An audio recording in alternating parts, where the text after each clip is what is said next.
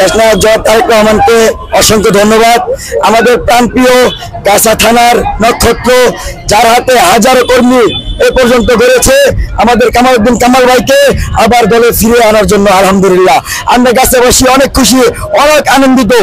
ষড়যন্ত্রকারীরা বিগত দিনে গাছা থানার বিপ্লবী সাধারণ সম্পাদক তাকে বহিষ্কৃত করে রেখেছিল, তাতে আমাদের গাছা থানাতে অনেক ক্ষতিগ্রস্ত হয়েছে, নেতা কর্মীরা হতাশ ছিল।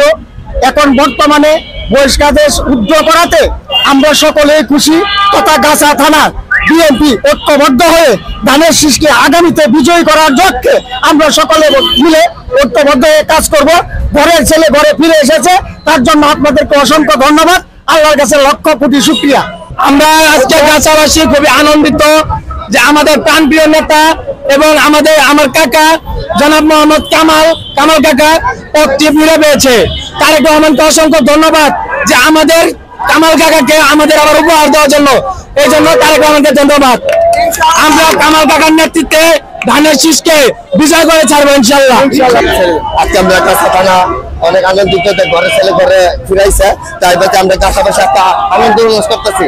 আমাদের নেতা বিনা কারণে বহিষ্কার করছিল, তাই আমাদের চেয়ারম্যান ভারপ্রাপ্ত চেয়ারম্যান তারেক রহমান বুঝছে যে উনি অনেক ত্যাগ স্বীকার করছে, তার জন্য আজকে ঘরে ছেলে ঘরে ফিরে আসছে। আমরা সবাই গাছাবাসী অনেক খুশি।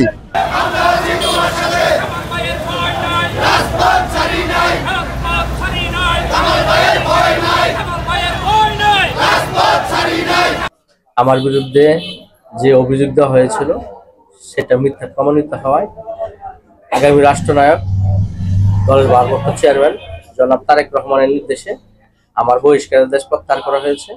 তার জন্য আমি মহান রাব্বুল আলামিনের কাছে লক্ষ কোটি শুকরিয়া, ভারপ্রাপ্ত চেয়ারম্যান জনাব তারেক রহমানের কাছে আমি কৃতজ্ঞতা প্রকাশ করছি।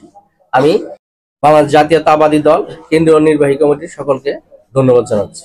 ইনশাল্লাহ আগামী নির্বাচনে আপনারা অতীতে লক্ষ্য করবেন, যখনই মানুষ ভোটের মাধ্যমে জনপ্রতিনিধি নির্বাচিত করার সুযোগ ছিল, তখন অতীতেও এই গাছা থানা বিএনপি সর্বাধিক ভোট পেয়ে নির্বাচিত হয়েছিল, বিএনপির প্রার্থী, মনোনীত প্রার্থী। ইনশাল্লাহ আগামী দিনেও বিএনপির মনোনীত প্রার্থী ধানের শীষের পক্ষে গাছা থানা বিএনপি এবং অঙ্গ সংগঠনের সকলের প্রচেষ্টায় এলাকার সাধারণ জনগণ ধানের শীষকে বিপুল ভোটে নির্বাচিত করবে ইনশাল্লাহ। আমরা শতভাগ নিশ্চিত আগামী দিনে যদি গণতান্ত্রিক পর্যায়ে প্রক্রিয়ায় যেহেতু নির্বাচন সাধারণ জনগণ তার ভোটাধিকার প্রয়োগ করতে পারবে, আগামী ধানের শীষের বিজয় সুনিশ্চিত।